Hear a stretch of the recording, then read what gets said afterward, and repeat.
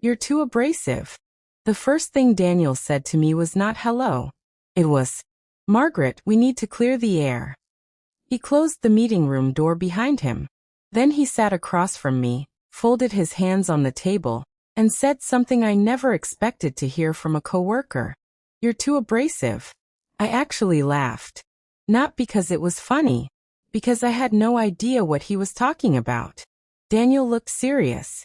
He opened his laptop. I've been thinking about some of our interactions. That sentence immediately bothered me. Some of our interactions? He started scrolling. This meeting in March. Scroll. That email in April. Scroll. The project discussion last month. I stared at him. These things happened months ago? Yes. And you've been keeping track of them? He paused. I wouldn't put it that way. But that's exactly how it felt.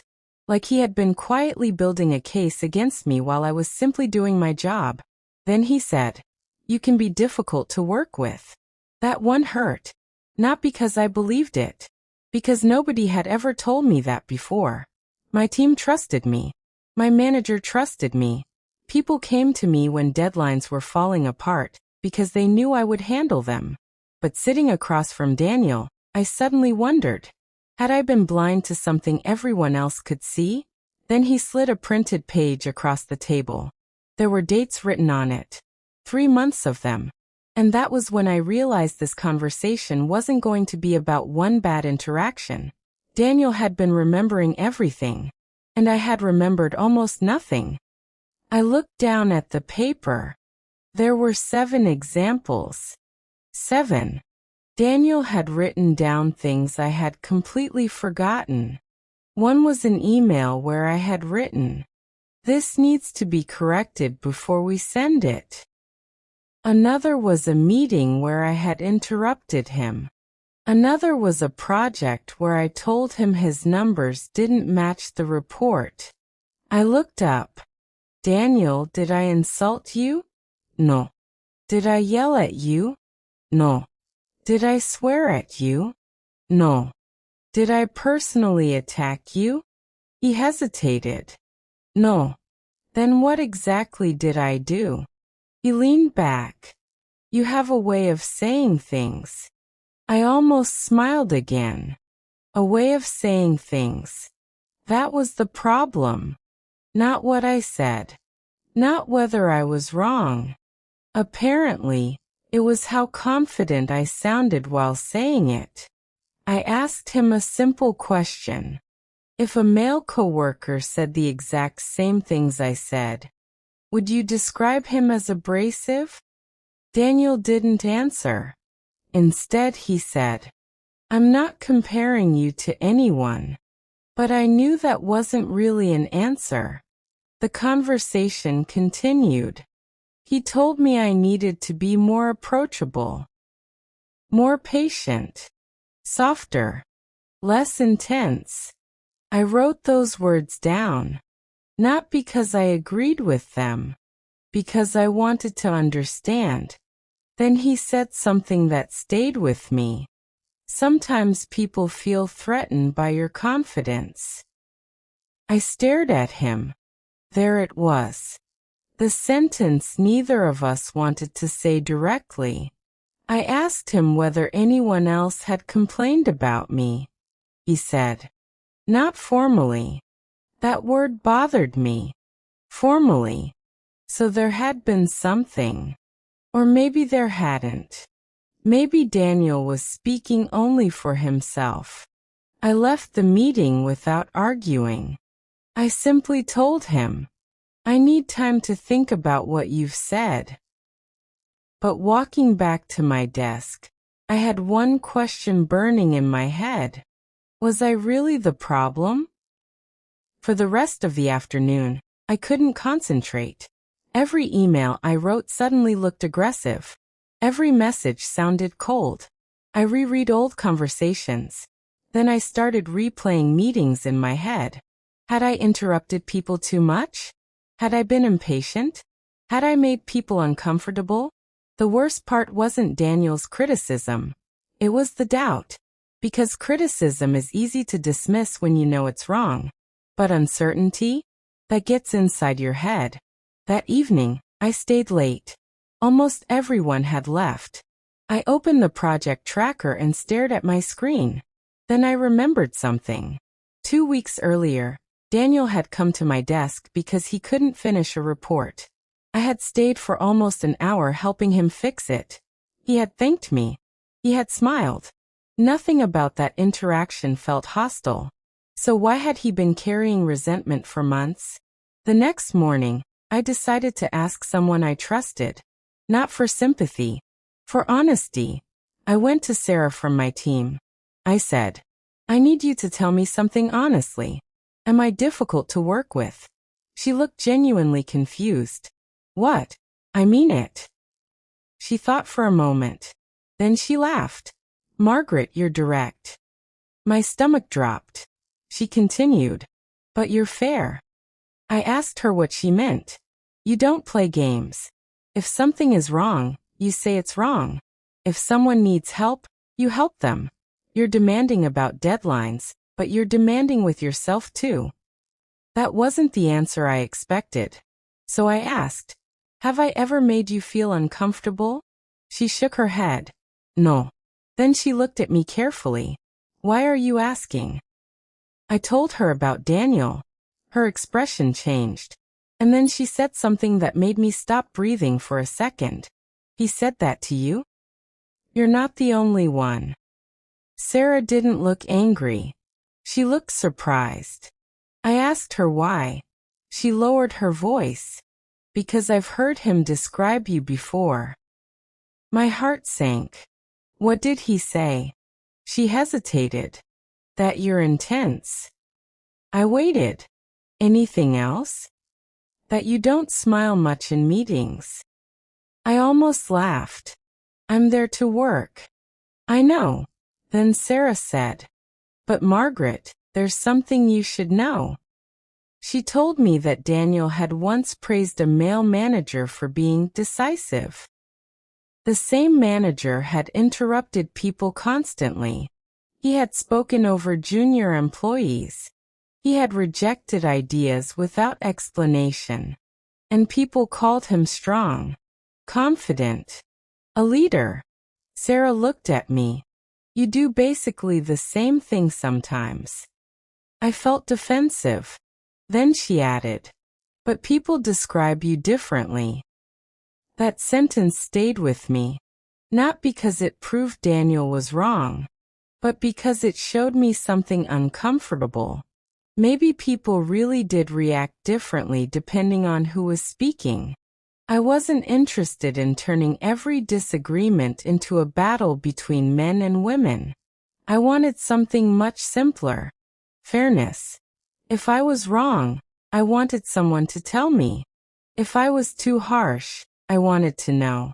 But I didn't want to become smaller just because confidence looked different coming from me. Later that day, I asked another coworker. Then another. I expected at least one person to tell me I had a problem. Instead, I heard the same words repeatedly. You're direct. You're demanding. But you're fair. Then one coworker said something unexpected. Honestly, I like that I always know where I stand with you. That night, I opened Daniel's list again. For the first time, I wasn't reading it as an accusation. I was reading it as evidence. And I started noticing something. None of his examples involved me being cruel. They were all about moments when I had disagreed with him. And that changed everything. The email 3 days later, Daniel sent me an email. The subject line was, following up. My stomach tightened.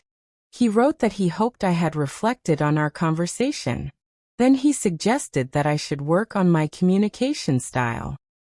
I read it twice. Then I noticed the last sentence.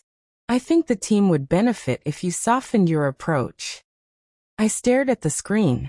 Softened. That word again. I could have ignored it. I could have written a polite apology.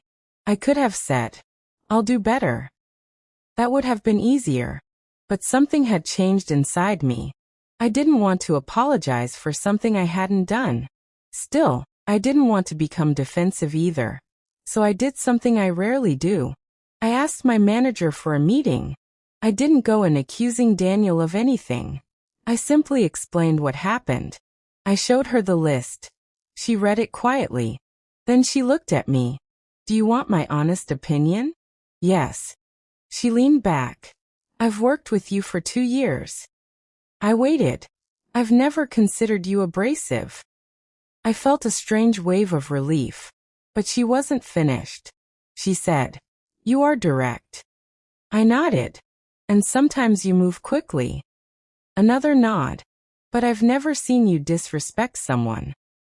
Then she asked me a question. Did Daniel give you any specific behavior you should change? I thought about it. No. She looked at the list again. Then that's important. I asked her what she thought I should do. She said, Don't change who you are because someone is uncomfortable with you. Then she added something more practical. But always be willing to examine your behavior. That distinction mattered. Self-reflection wasn't the same as self-erasure. And I suddenly knew what I needed to do. I needed to talk to Daniel again. But this time, I wasn't going to defend myself. I was going to ask questions. The second meeting we met again the following Monday. Same room. Same table. But I wasn't the same person who had sat there the first time. Daniel asked if I had thought about our conversation. Yes. And I looked directly at him. I want to understand exactly what you want me to change. He started talking about my tone. I interrupted gently. Which specific behavior? He stopped. I continued. When I say something is incorrect, what should I say instead? He gave an example. I asked, would the alternative still communicate that the work needs to be fixed? Yes. Then I'll consider it. He looked surprised. Then I asked another question. When I disagree with you in a meeting, what specifically am I doing that's inappropriate? He couldn't immediately answer. Eventually he said, You make it difficult for people to push back. I asked, Do you have an example? He gave one. I remembered it. And this time I admitted something. I could have handled that better. Daniel looked relieved. But I wasn't finished. I said, I'll work on that. Then I paused. But I also need something from you. He looked at me. If something I do bothers you, tell me when it happens. He said nothing. Don't collect examples for months. Silence. Don't make me discover your resentment after the fact. He looked down. Then he said, That's fair. For the first time, the conversation felt productive. Not comfortable. Not friendly. But honest. Then Daniel said something I wasn't expecting. I think I misread you. And that sentence opened a completely different conversation. What he actually meant, Daniel told me, he had always found me intimidating. I asked why. He couldn't explain it at first. Then he admitted, You're very confident. I smiled slightly. Not because I was happy. Because I finally understood. He said he sometimes felt like I had already made up my mind before meetings. I told him that wasn't my intention. Then I explained something he didn't know. I had learned to speak confidently because earlier in my career, hesitation had been punished. When I was uncertain, people talked over me. When I apologized too much, people ignored my ideas. When I waited for permission, someone else took credit. So I had changed. I learned to say what I meant. Clearly. Directly. Without apologizing every 5 seconds. Daniel listened. Then he said, I never knew that. I never knew you felt threatened. He looked uncomfortable. I don't know if threatened is the right word. Maybe not. I looked at him. But you used the word abrasive. He nodded. Then he admitted something else. There were times I thought you were angry with me. I almost laughed. I wasn't. I know that now. That was the strange thing. We had spent months reacting to assumptions neither of us had actually checked. But there was still one problem. The fact that he had remembered everything for months meant something. Not necessarily something malicious, but something real. Maybe he genuinely struggled with my communication style. Maybe I genuinely needed to soften certain edges. And maybe both things could be true. That realization was more powerful than simply deciding he was wrong. Because I didn't need him to be the villain. I just needed to stop making his discomfort my identity. The meeting a week later, our team had a major presentation. The room was packed. Executives were there. Managers. Senior staff. Everyone was watching. Halfway through the meeting, Daniel presented a projection. I looked at the numbers. Something was wrong. My instinct was to say it immediately. But I remembered our conversation. So I waited. Daniel finished. The manager asked if anyone had questions. I raised my hand. I noticed one number that might need another look. Daniel turned toward me. For a second, I saw the old tension in his face. I continued calmly. On page 14, the projection doesn't match the source report. He opened the document. The room went quiet. He checked. Then he said, "You're right." That was it. No argument. No defensiveness. No accusation. Just, "You're right." The meeting continued. Afterward, Daniel walked over to me. "I appreciated how you handled that." I nodded. "Thank you." Then he smiled. "You were still direct." I laughed. Yes. But it didn't feel like an attack. That sentence stayed with me. Because maybe that was the real lesson. Being direct wasn't the problem. How you delivered the message mattered. But so did how people interpreted it. And neither side could control everything. I didn't suddenly become soft. Daniel didn't suddenly become my best friend. But something changed. We stopped assuming. We started communicating. And I thought that was the end of the story. I was wrong. Because 2 days later, my manager called me into her office. She closed the door and said, "There's something you should know about that meeting." The feedback my manager told me one of the executives had mentioned me after the presentation. Apparently, she had noticed how I handled the disagreement. She said you were confident without becoming defensive. I didn't know what to say. My manager smiled. Then she added, "She also said you should consider leading the next project." That wasn't what I expected. A few weeks earlier, I had been questioning whether I was difficult to work with. Now someone was considering me for more responsibility. I thought about Daniel's list. 7 examples. 7 moments that had made me question myself. And suddenly I realized something. One person's discomfort could become incredibly loud inside your head, even when 10 other people were telling you something different. But I also remembered the feedback I had accepted. I had interrupted Daniel. I had moved too quickly sometimes. I could improve those things. That didn't mean I had to become a different person. That afternoon, I sent Daniel a message. "Thanks for being honest with me." He replied almost immediately. "Thanks for listening." Then another message appeared. "I think I needed to hear some things too." I stared at that sentence. Because that was the part nobody talks about. Sometimes difficult conversations aren't about finding the bad person. Sometimes they're about discovering that 2 people have been misunderstanding each other. But there was still one final question I couldn't shake. What if I had apologized immediately? What if I had accepted the label? What if I had started changing myself every time someone called me too much? I knew exactly where that road would have led. And I didn't want to go there. The old Margaret I remembered myself 5 years earlier. I used to apologize constantly. "Sorry, can I add something?"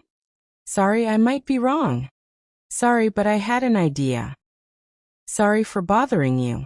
I thought being agreeable meant being professional. I thought being liked meant being successful. Then I learned something painful. People can like you and still ignore you. People can praise your kindness while taking advantage of your silence. So I changed. I stopped apologizing for having an opinion. I stopped shrinking my ideas. I stopped turning every disagreement into a confession of guilt. But somewhere along the way, I had also become afraid of becoming too much. Daniel's conversation had reopened that fear. And maybe that's why it hurt so much. Not because he called me abrasive. Because for a moment, I believed him. I realized something that day. There is a difference between being difficult and making people uncomfortable by refusing to disappear. And there's another difference between confidence and arrogance. Confidence says, "This is what I believe." Arrogance says, "I don't care what you think." I wanted the first one, not the second. So I decided I wouldn't use Daniel's criticism as permission to become smaller. I'd use it as a reason to become sharper, more thoughtful, more intentional, still direct, still confident, still myself. And then something unexpected happened. A junior employee on my team came to my desk. She looked nervous. She said, "Can I ask you something?" I said yes. She took a breath and asked, "How do you speak so confidently without apologizing for everything?" What I told her, I looked at her for a moment. Then I remembered myself 5 years earlier. I told her the truth. I still struggle with it. She seemed surprised. I continued, "Confidence doesn't mean you never doubt yourself. It means doubt doesn't automatically get the final decision." She smiled. Then I told her something else. If someone gives you criticism, don't immediately reject it. Listen. Ask questions. Find out whether there's something useful inside it. But don't turn one person's opinion into a definition of who you are. She nodded. Then I said, "And never confuse being liked with being respected." She was quiet. I could tell she was thinking. Then she asked, "What if people don't like you?" I smiled. Not a happy smile. A knowing one. Some won't. And that's okay. Because that was the truth I had been avoiding. No matter how carefully you speak, someone will misunderstand you. No matter how kind you are, someone will find you difficult.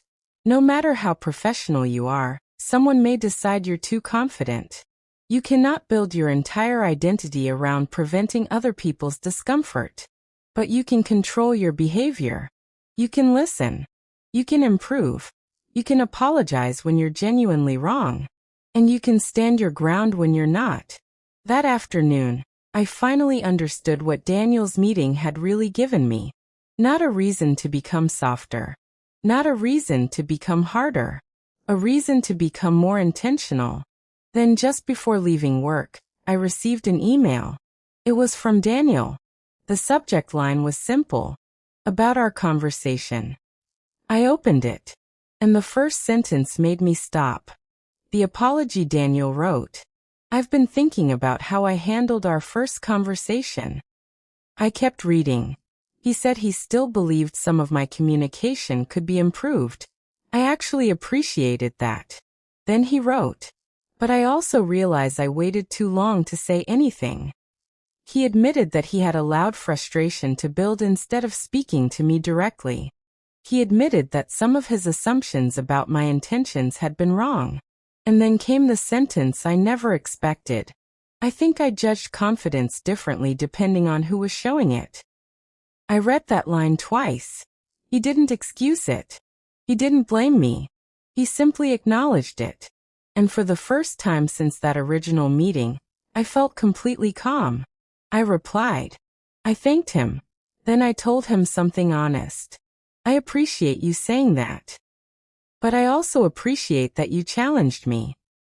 Because I had learned something too. It would have been easy to turn the entire situation into a story where I was completely right and Daniel was completely wrong. But life isn't always that simple. I had things to improve. He had things to examine. And somehow, both could be true. The next morning, we walked into a meeting together. Nothing dramatic happened. Nobody applauded. Nobody announced that we had solved workplace bias. We simply sat down and started working. But I noticed something.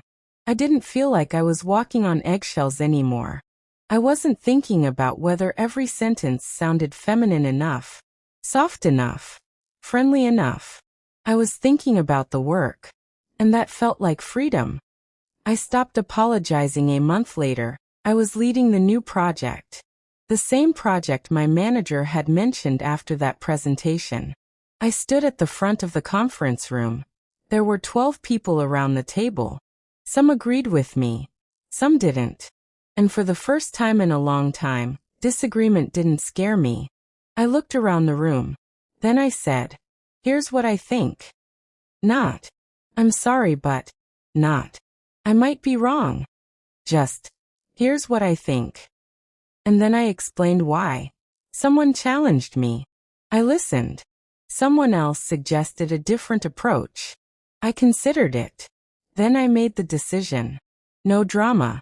No apology. No performance. Just work. Later that evening, I walked out of the office alone. I thought about the woman I used to be. The one who apologized before speaking.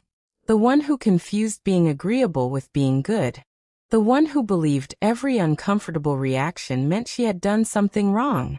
I wished I could go back and tell her something. You don't have to become smaller to make someone else feel bigger. You don't have to become silent to prove you're kind. And you don't have to become cold just because you've learned to be strong. You can listen without surrendering. You can improve without disappearing. You can apologize when you're wrong. And you can stand your ground when you're not. Daniel didn't teach me that I was perfect. He taught me something much more useful. Other people's discomfort is not always proof that you're doing something wrong. Sometimes, it's simply proof that you're no longer willing to make yourself smaller. And that night, as I left the building, I realized something. I hadn't burned the bridge. I had simply stopped standing on my side of it alone. And for the first time, I wasn't afraid of being too much. I was finally comfortable being enough.